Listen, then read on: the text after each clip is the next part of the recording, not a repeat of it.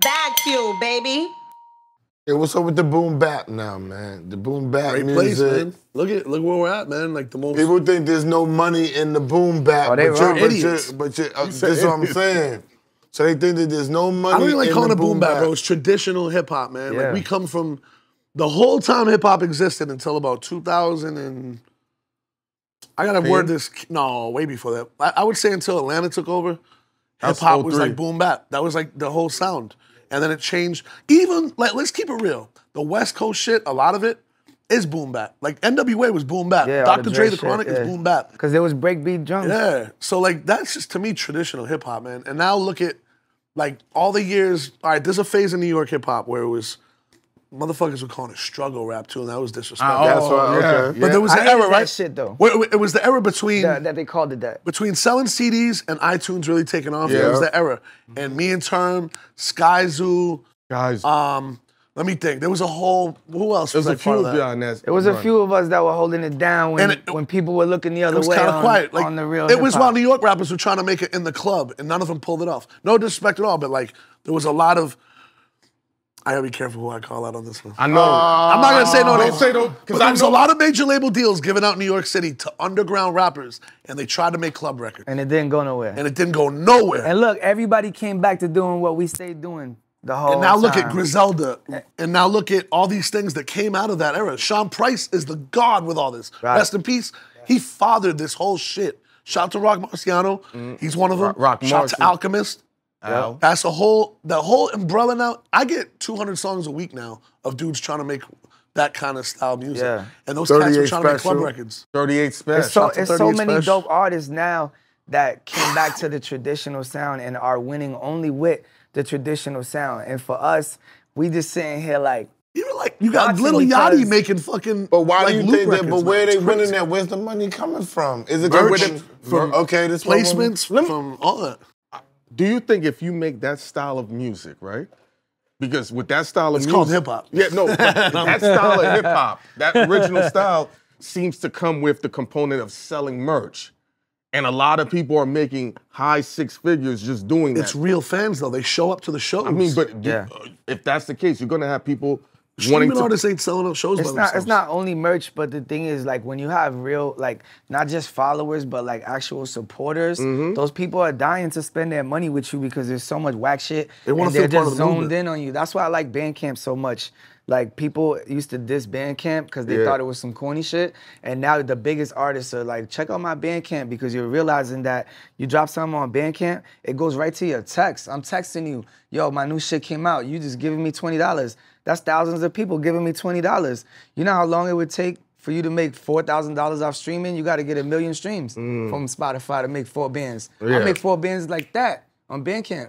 I'll just snap my fingers and make 4 bands. Where some of these artists is like trying their hardest to get to 1 million streams. It's like 1 million streams is nothing financially, like to get back, you know what I'm saying? So, but what we're saying though is like just having that core fan base is like, it's important, and not only is it important, we stay doing the same music that we always did. Yeah. So it's good to see, like, okay, even this battle with Drake and Kendrick, right?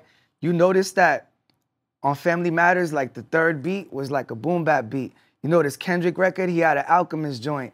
They're at the highest level. These are right now the highest, biggest rappers in the world. Kendrick and Drake, what are they doing? Battle rap over boom bap. That tells you everything you need to know. But what's crazy is the whole downtown scene is like a boom bap scene. This is dirty. Tied and in raw. right- Yeah, the whole downtown It's New York. scene It's real New York. represents the boom bap lifestyle, and I'm saying that, and that's where the money's at. Right. That's what I was Everybody's gonna say. telling me. Okay, I see where you're going with that. That's what I'm saying, because everybody's telling me. That's why I'm asking. I'm trying to lead y'all to the well. I got you. real quick, I got right? you Look now. at Statik. So everything with the boom bap. So when people approach me, I'm gonna give A the credit, my man Magnetic Wave, you know what I'm saying, Sweet Chick and all that. A said, yo, you gotta bring your shit downtown, SO. I said, why? He said, because this is where the money's at.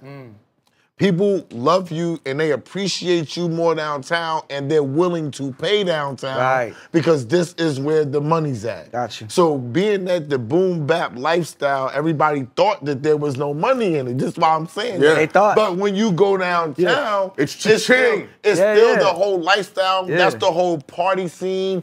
Or it's young, it's mixed, vibrant. It's authentic. But is that where is it like that? Is that because that's where the people who have the money is going? Nah, I don't. Well, I think know mad people that don't got no money that are hanging out down there. But in 2024, right?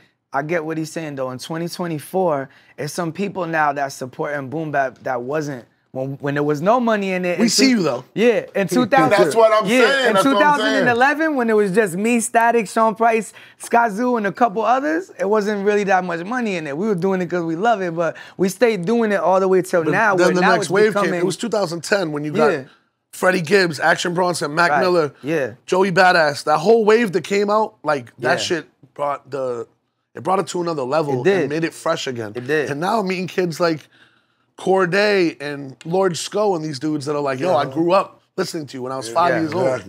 Like that shit's ill. But it made a way. What I'm saying is, it made a way now where in 2024, nobody's even batting an eye at paying $100 for your hoodie, paying $50 for your hat, paying $50 for your vinyl. That shit wasn't like that back then. We were struggling with merch. What do you think about the vinyl wave? Yeah, especially vinyl sells more right now than it's ever sold ever in history.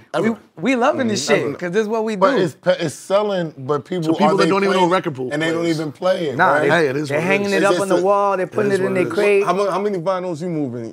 Man, thousands every year. I don't even honestly. Thousands every year, bro. A lot. Thousands every year. How do you get your vinyls made? What's the process? Shout out to RRC. There's mad different distributors. There's different companies. Are they in New York? Nah, Europe. But most of the there's a couple companies. We also went through many waves. They said it's in Europe. Our first vinyls. My first vinyl was like in high school. Yeah, I gotta cut you off real quick. Yeah. Stop saying vinyls. Vinyl is a plural word. I hate when people say that. It's vinyl, no matter if you're talking about 1 or 20. Vinyl. But anyway, my first vinyl was in high school, right? I've been making vinyl for over 20 years. Okay. And it was only one little dry spell for like a few years where vinyl got quiet, where they thought it was gonna go away. Like 10 years. It was because about of the 5 years. Serato and all that? Was that because of Serato? It just wasn't selling. That was a big... They were trying to get it out of here. And it came back heavy. And when it came back more expensive. CDs will never come back like vinyl did. Ever. Yeah, but they're still gonna exist because people are gonna buy them just to say, oh, I got it in the collection with all my other CDs that I had.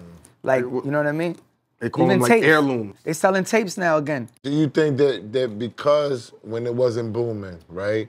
2011, you said that you wasn't making a lot of money. Do you think because y'all had the business sense to reinvest and to know how to make other money is why y'all can hold on and prolong the flow? And if the money...